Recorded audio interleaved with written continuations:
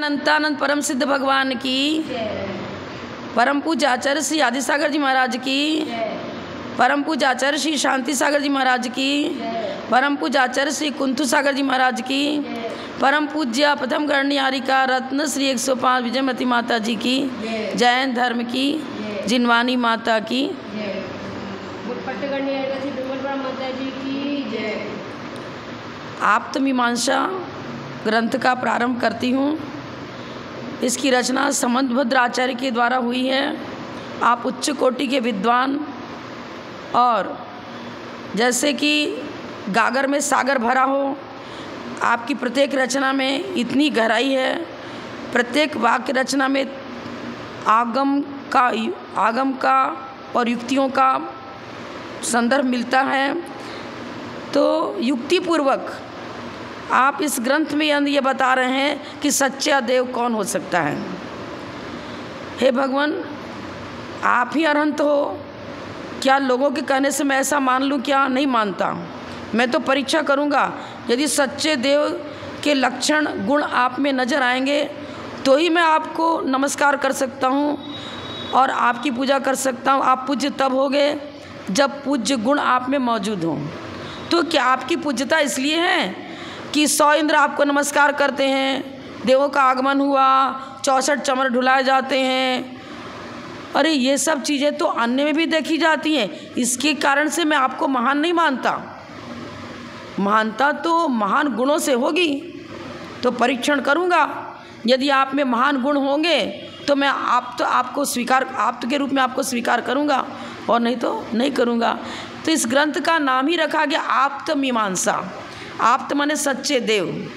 सच्चे देव का मीमांसा माने तर्कणापूर्वक युक्ति, प्रमाण, आगम, निक्षेप, हर पहलू से वो उनमें देवपना ठहरता है कि नहीं ठहरता है।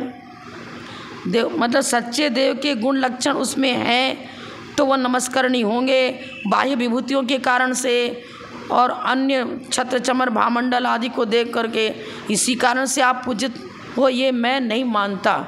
ऐसा समंद्र आचार्य मीमांसा पूर्वक माने युक्ति, प्रमाण और आगम से सच्चे देव की चर्चा कर रहे हैं कि सच्चा देव में कौन सा गुण होना चाहिए, किस कारण से वो सच्चे देव हैं और किस कारण से अन्य देव को सच्चा देव नहीं कहते हैं।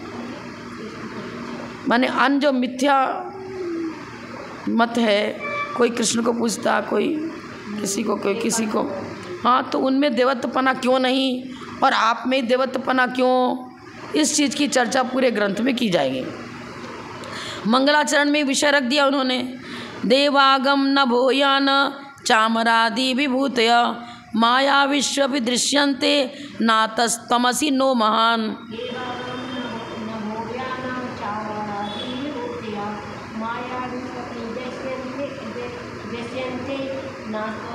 नातस्तमसि देवों का आगमन, जय। देवों का आगमन हुआ जब गर्भ कल्याणक हुआ, जन्म कल्याणक हुआ। 5 कल्याणक में सभी देवगण आते हैं और उत्सव मनाते हैं। हे भगवान, क्या इसलिए आप पूज्यो? नहीं। नभोयाना, आपका गमन आकाश में होता है। अब हमारी तरफ पृथ्वी पर पैर रख कर नहीं चलते हो, आकाश में गमन होता है। क्या इसलिए आप में देवत्वपना घटित होगा? नहीं। चामरादि भूतिया, 64 चमर ढुलाए जाते हैं। इसके कारण से क्या मैं आपको सच्चा देव मान लूँ? नहीं। अरे ये सब चीज़ें तो मायावी में भी देखे जाते हैं। क्षुल्लक ने जो परीक्षा, रेवती रानी की परीक्षा लेने को आया था, उसने तो पूरा समोसरणी रच दिया लास्ट में। पर रेवती रानी क्या नहीं, तीर्थंकर 24 ही होते हैं, ये कोई जालिया है नहीं कोई सच्चा तीर्थंकर। अभी वर्तमान में 24 से 25 में होते ही नहीं गई। तो विक्रिया से अन्य लोग भाई बना सकते हैं, किसी प्रकार की रचना कर सकते हैं। तो माया के द्वारा भी अर्थात विक्रिया के द्वारा और इंद्रजाल आदि के द्वारा इस प्रकार की विभूतियाँ तैयार की जा सकती हैं। इसलिए जब विपक्ष में भी वो हेतु जा रहा है, पक्ष, सपक्ष और विपक्ष।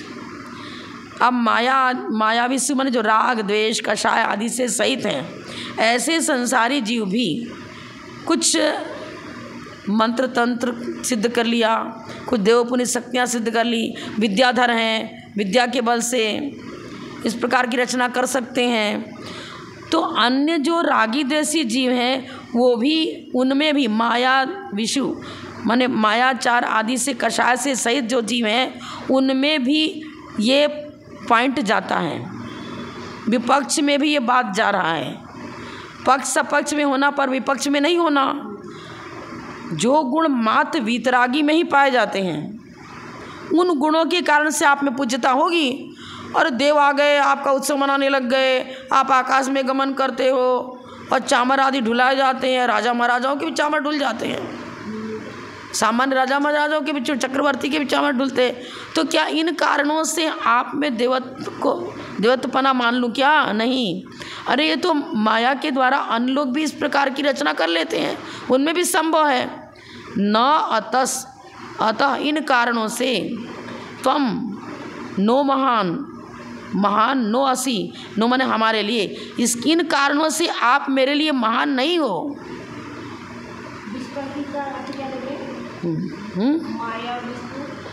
माया विषु प्लस अपि पुवर्णो वम आपत्ते आसवर्णे परे। मायावी में सपनी भक्ति बहुवचन लगा दी, माया विषु और उवर्ण वम आपत्ते आसवर्णे परे। देवों के आगमन के कारण स्वर्ग आदि के देव आपके जन्म आदि कल्याणों के अवसर पर आते हैं। अरे देव आ रहे हैं इसकी पूज्यता थोड़ी, पूज्यता तो गुणों से होती है। इन बाह्य निमित्तों को लेकर आपको हम पूज्य नहीं मानते। आप आकाश में गमन करते और देवों का विमान भी आकाश में गमन करता है, क्या इसके लिए आप में अंदर पूज्यता घटित होती है क्या? अरे देवलोग तो आकाश मार्ग से जाते आते रहते हैं, फिर उनको ही भगवान मान लो। फिर तो जब विपक्ष सरागी और वीतरागी दोनों में ये लक्षण जाते हैं, नभोयान तो अरे रिद्धि आ जाती है, आकाशगामी रिद्धि प्राप्त कर लेते हैं, मुनिराज भी जा सकते हैं। तो क्या सच्चे देव थोड़ी हो गए? और जो विद्याधर आदि हैं वो भी आकाश मार्ग से गमन कर लेते हैं। तो इसके कारण से अब आदि लगा दिया ना, चामर आदि विभूते 64 चमर ढुलते हैं। तो कोई भी विक्रिया से इस प्रकार विद्याधर या देव रचना कर लेंगे, संवत्सरण की रचना भी कर लेते हैं, 64 चमर भी खड़ा कर देंगे और ढुलना चालू हो जाएगा। तो उसमें क्या, जब विपक्ष में भी वो हेतु जा रहा है, जो हेतु मात्र पक्ष सपक्ष में रहे और विपक्ष में न रहे, उसी हेतु के द्वारा देवत्वपना सिद्ध होगा। सच्चे देव आप्तपना उसमें उसी कारण से सिद्ध होगा। और जो ऊपर में लाइन में जो हेतु दिए वो सब तो सरागी में भी जा रहा है और वितरागी में भी जा रहा है। तो इसको हम देवत्वपने का लक्षण कैसे मान लेंगे? नहीं मानेंगे ना। चमर, छत्र, सिंहासन, देवदुम्भी, पुष्पवृष्टि, अशोक वृक्ष, भामंडल, दिव्यध्वनि, अष्ट प्रातिहार आपके साथ में है, क्या इसलिए आप देव हो गए क्या? सच्चे देव हो गए क्या? इसके कारण से मैं आपको आप तो नहीं मानता। समस्तरण की विभूतियाँ आप में वहाँ आ गई इसलिए आप देव हो क्या? नहीं। इसकी वजह से आप मतलब परीक्षा प्रधानी मेरे लिए पूज्य नहीं हो। मैं आपको इन कारणों से आप तो नहीं मानता। भले ही समाज के दूसरे लोग इन लौकिक कारणों को देखकर आपको पूज्य मान ले तो मानते रहो, लेकिन पूज्यता तो गुणों से होगी, इन बाह्य निमित्तों से नहीं होती है। ये अतिशय तो मायावियों में, मस्करी पूर्ण आदि इंद्रजालियों में भी देखे जाते हैं। मस्करी पूर्ण जो मिथ्या चला दिया था, मुसलमान धर्म चला दिया उसने, हाँ, इंद्रजाल के द्वारा नाना प्रकार की कुछ अतिशय दिखाते रहते हैं। तो वो देवपुनी शक्तियों से इस प्रकार दिखा देते हैं, मतलब कोई देवता सिद्ध कर लिया उन्होंने, मंत्राधीनाय देवता, और उसके द्वारा भविष्यवाणी करेंगे, तुम्हारा भविष्य ऐसा है, तुम्हारा ऐसा है, ऐसा होने वाला, ये होने वाला। तमाम मंत्र तंत्र के द्वारा कुछ अपना अपना चमत्कार दिखाते रहते हैं। और आकाश में भी गमन आदि देवों का, सरागी जीवों का देखा ही जाता है। इसके कारण से आप तो नहीं हो, ये तो इंद्रजालियों में भी देखे जाते हैं। इनके कारण यदि आप गुरु पूज्य अथवा आप तो वे तो मावई इंद्रजालियों में भी है, तो विपक्ष में भी जा रहा है। ऐसे हेतु को हम कैसे स्वीकार करेंगे जो विपक्ष में न जावे? अनैकांतिक दोष किसे कहते हैं? पक्ष सपक्ष विपक्ष तीनों में रहे उसे अनैकांतिक दोष कहते हैं। पर जैसे सामान्य हमने कह दिया, जीव उसे कहते हैं जिसमें सत अस्तित्व गुण मौजूद हो। अयम जीवो सत्वात्, अस्तित्व है इनका होने से। अरे ये कैसे बनेगा? अस्तित्व बने है मौजूदगी। सद्रव्य छवो द्रव्य में पाए जाते हैं, जीव में ही थोड़ी पाया जाता है। तो विपक्ष में भी जा रहा है ना। तो जीव की सिद्धि के लिए हमको ये बताना पड़ेगा उपयोगो जीव लक्षणम। जीव उसे कहते हैं जो खाता है, पीता है, चलता है। अरे हाँ, तो जिस समय हम बैठे यहाँ भोजन नहीं कर रहे हैं तो हम अजीव हो गए क्या? जिस समय कोई खाता पीता रहेगा वही जीव रहेगा, उस समय जीव रहेगा क्या? फिर अन्य समय क्या है वो बताना। जो अव्याप्ति, अतिव्याप्ति, असंभव आदि दोषों से रहित हो, पक्ष सपक्ष में जाए लेकिन विपक्ष में न जावे, ऐसे हेतु को देखना पड़ेगा। उस हेतु से हम आप में पूज्यता स्वीकार करेंगे, इन बाह्य निमित्तों से पूज्यता स्वीकार नहीं करेंगे। बोल रहे हैं आपसे आपकी नहीं, उससे आपकी गुरुता विशिष्टता को पृथक रूप से लक्षित नहीं किया जा सकता। आप हमारे लिए गुरु हो, पूज्य हो, प्रधान हो। ये इन देवागम नभोयान, इन हेतुओं से आप में पूज्यता सिद्ध नहीं होती है। इन कारणों से पूज्यता ख्यापित नहीं होती है, क्योंकि ये मायावी जीवों में भी देखा जाता है। इसलिए नियामक हेतु नहीं हुआ। यह नियामक हेतु माने सही रूप में निर्णय देने वाला, जो उसी में रहे और विपक्ष में न जावे। पर विपक्ष मायावधि में भी जा रहा है ना, ये तो देवागम नभोयान आदि। तो इसलिए इन कारणों से आप देव नहीं है। आपकी महानता और आपता को व्यक्त करने में ये हेतु समर्थ नहीं है। इतना ही पूरे श्लोक का ये अर्थ हुआ। देवों का आगमन, आकाश में गमन, नभोयान, यान माने गमन, न माने आकाश, आकाश में गमन, और चामर आदि आदि लगा दिया। इसका मतलब अष्टप्रात्यार, देव दुम्भी, समोसरण की रचना, 64 चमरों का ढुलना आदि जो बाह्य विभूतियाँ देखी जाती हैं, वो विभूतियाँ मात्र आप में थोड़ी हैं, अन्य में भी संभव हैं। जब अन्य में भी संभव है तो फिर आप तो आप ही हो, अन्य क्यों नहीं है? फिर अन्य में भी आपपना ठहरता है। फिर वीतरागीता को और सरागता को दोनों एक रूप में आ गए। फिर तो हमें ऐसा हेतु देना है जो मात्र आप्त में ही घटित हो, आप्त के अतिरिक्त अन्य संसारी जीवों में जो नहीं पाए जाते हैं वही हेतु देना पड़ेगा। उस हेतु से देवत्व की पहचान होगी। ये समीचीन हेतु नहीं बैठते, नियामक नहीं है। नियामक नहीं माने पक्ष में ही हो और विपक्ष में ना जावे तो नियामक होगा, लेकिन पक्ष में भी जा रहा है और विपक्ष में भी जा रहा है, इसलिए नियामक नहीं है। दूसरा, अध्यात्मं बहिरप्येष विग्रहादि महोदय दिव्य सत्यो दिवौकस्वप्यस्ति रागादि मत्सु च।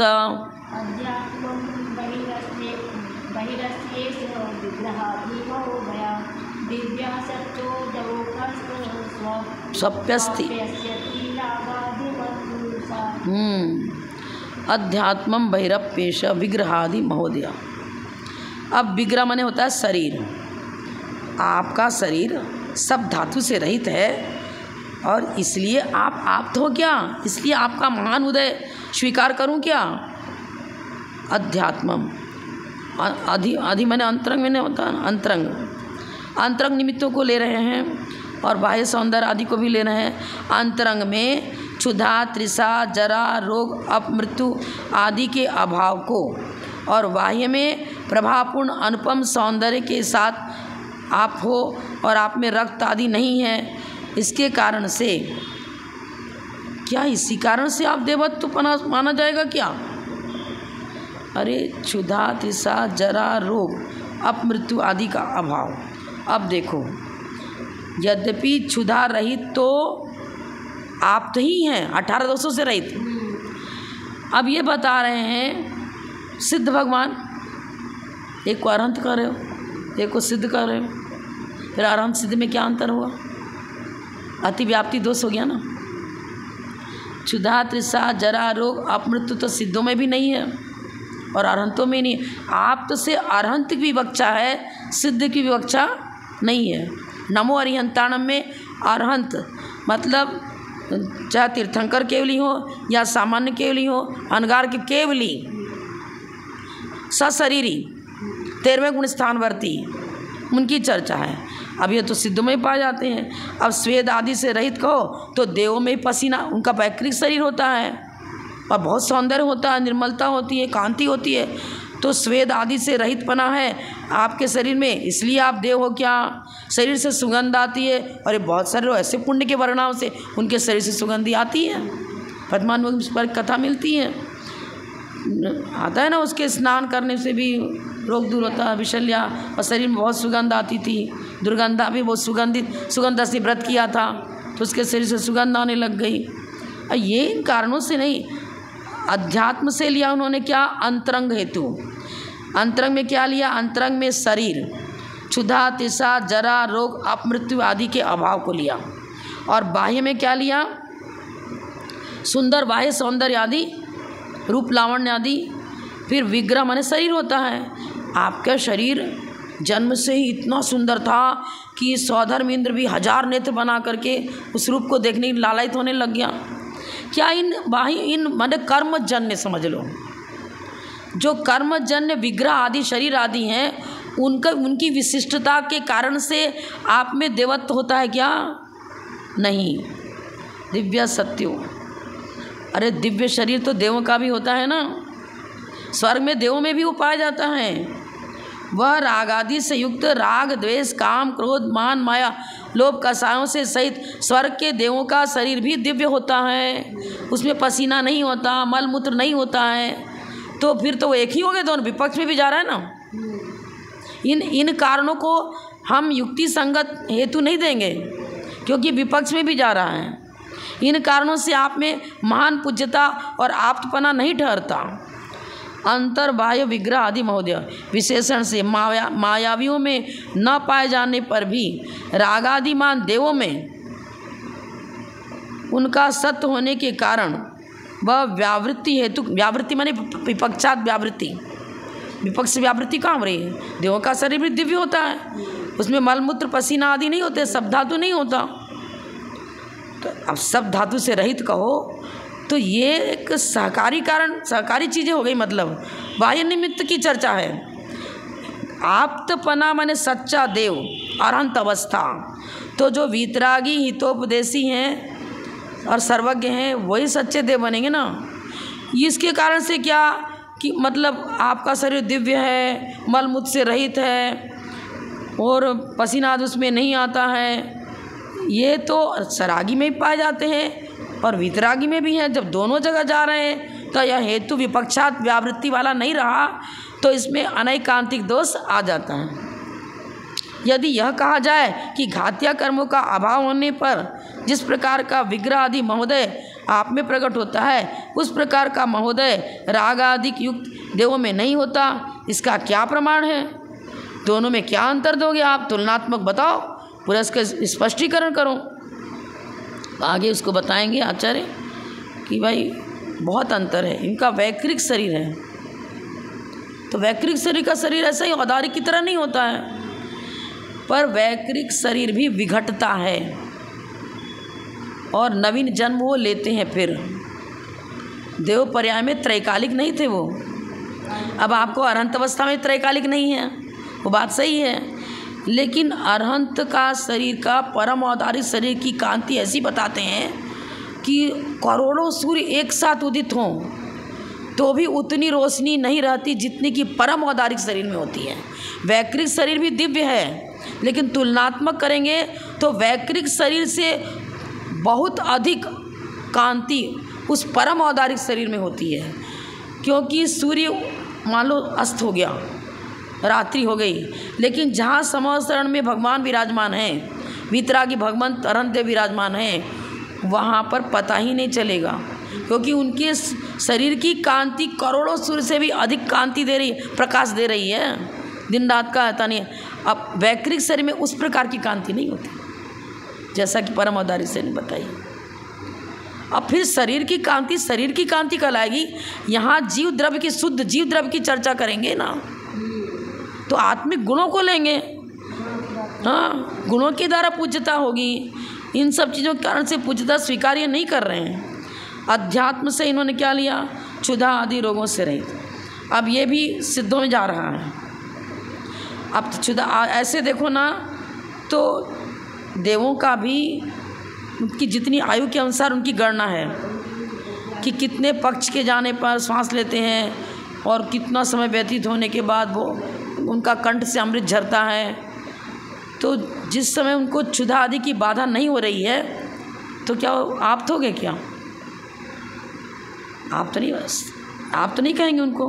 और दूसरी बात है, क्षुधा तृष्णा आदि से रहित तो सिद्ध भगवान भी हैं, फिर अरहंत में भी वो लक्षण जा रहा है और सिद्ध में भी जा रहा है। यहाँ जो इसने बताया रत्नकरण सावकाचार्य में, लास्ट में वही लाएंगे। उन्हीं हेतुओं से हम उनको सच्चा देव कहेंगे, अन्य कारणों से नहीं कहेंगे। विग्रहादि महोदय दिव्य सत्यो, इस प्रकार का दिव्य शरीर तो दिवाउकस माने होता है स्वर्ग, और स्वर्ग में रहने वाले जो देव हैं उनमें भी अपि अस्ति, दिवाउकस्वपि अस्ति, दिवाउकसु प्लस अपि प्लस अस्ति, माने देवों में भी वो दिव्यपना, उनके शरीर में अद्भुत कांति होती है। और वो तो राग आदि से सहित हैं। जो राग आदि से सहित देव हैं उनका शरीर भी दिव्य होता है। आपका शरीर दिव्य है, इसलिए मैं आपको आप तो नहीं मानता, इसलिए आप में देवत्वपना, सच्चे देवपना घटित नहीं होता। यदि यह कहा जाए कि घातिया कर्मों का अभाव होने पर जिस प्रकार का विग्रह मतलब महोदय शरीर का विशेष प्रभाव, विशेष कांति जैसी देखी जाती है, उस प्रकार देवों में नहीं होती, तो इसका प्रमाण दो, बताओ तो सही किस प्रकार। महोदय, महा प्लस उदय, महोदय मैंने विशेष आपका जो यश फैल रहा है, कांति फैल रही है, आप में देवत्वपना स्वीकार करते हुए 100 इंद्र आपको नमस्कार करते हैं। महोदय बाह्य निमित्तों से मैं स्वीकार नहीं करूँगा, वो ये बता रहे हैं समंतभद्राचार्य। मैं तो उस निमित्त को लूँगा जो कि विपक्षात व्यावृत्ति कराता हो, विपक्ष में जाता ही ना हो। एकमात्र इसी से क्या बता रहे हैं, यदि अपने ही आगम को इस विषय में प्रमाण माना जाए। अब कहो क्या, मैं तो जैन ही हूँ, जैन आगम को मानता हूँ, अन्य को नहीं मानता हूँ। तो अन्य लोग कहते हैं मैं अपने आगम को मानता हूँ, दूसरा कहता है मैं अपने आगम को मानता हूँ, सब अपने अपने आगम को मानते हैं। फिर इस तरह से कैसे? इसके कारण से आप में देवत्वपना है क्या? क्या जैन आगम में आपकी प्रशंसा की गई है इसलिए आप देव हो क्या? नहीं। एकमात्र इसी से दूसरे को यथार्थ वस्तु स्थिति का प्रत्यय विश्वास नहीं कराया सकता। हम दूसरे को कैसे कहेंगे? वो कहता हमारा आगम भी सच्चा है, वो तो कहेगा हम तुम अपने को सच्चा बताते, हम भी अपने को सच्चा बताते। अतः यह विग्रह आदि लगा दिया ना, इसमें आगम भी ले लिया। विग्रह आदि महोदय हेतु भी आपकी महानता व्यक्त करने में असमर्थ होने से मेरे जैसे के लिए उपेक्षणीय है। मेरे समंतभद्राचार्य अपने लिए कर रहे हैं। मैं तो इन कारणों को उपेक्षित करता हूँ, इनको कोई महत्व नहीं देता हूँ, इसलिए मैं आपको नमस्कार नहीं करूँगा। मैं आपको नमस्कार तब करूँगा जब आप में देवत्वपना समझ लूँ अच्छी तरह से, किस कारण से देवत्वपना ठहरता है, किस कारण से नहीं ठहरता है। मैंने ऐसा हेतु जो विपक्ष में न जाए। क्या बताया था? सहक्रम भाव नियमो अविनाभाव। और हेतु किसे कहा था? साध्य अविनाभावित्वे निश्चितो हेतु, साध्य अविनाभावित्वे निश्चितो हेतु, जो साध्य के साथ अविनाभाव संबंध रखे उस हेतु पूर्वक मैं आप में आप्तपना स्वीकार करूँगा।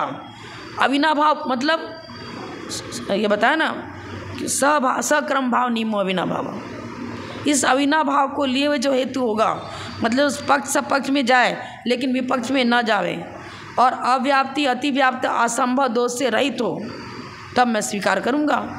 अब क्षुधा तृष्णा आदि को सांसारिक जीवों में नहीं है, देवों का भी चौथा गुण स्थान है। भूख प्यास लगती तो है ही आखिर, और मुनिराज को भी भूख प्यास लगती है। तो क्षुधा तृष्णा आदि से रहित तो तब होंगे जब मोनी कर्म का, घातिया कर्म का अभाव हो जाएगा जब। पर सिद्ध भगवान में तो घटित हो रहा है ना, तो अतिव्याप्ति दोष आ गया कि नहीं? सिद्धों में भी जा रहा है।